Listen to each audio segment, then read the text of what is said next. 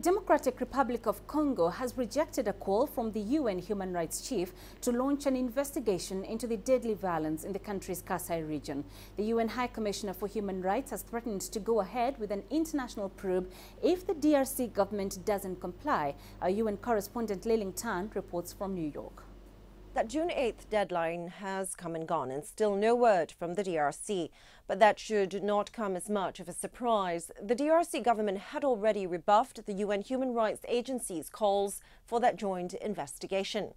DRC's Human Rights Minister Marie-Angèle Mushobekwa told the AFP news agency that, and I quote, "One does not give ultimatums to a sovereign state." She added that as far as the violence in the Kasai provinces go, her country's own judicial system will remain in charge of the investigation.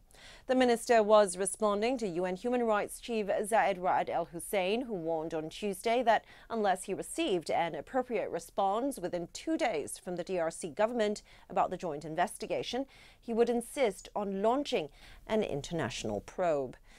The United Nations estimates that hundreds of people have been killed in the region and more than 1 million people displaced since July last year, when large-scale violence broke out after government forces killed tribal militia leader Kamuina Nsapu, who had opposed President Joseph Kabila. But the number of people dead may be as high as 3,000, according to some local estimates.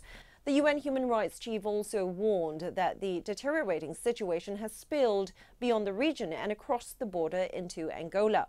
UN investigators say they have found more than 40 mass graves in the Kasai province, and criticism over the DRC's investigation into the murder in March of 2 UN human rights investigators, an American man and a Swedish-Chilean woman, have fueled calls for the UN to do more to investigate their deaths.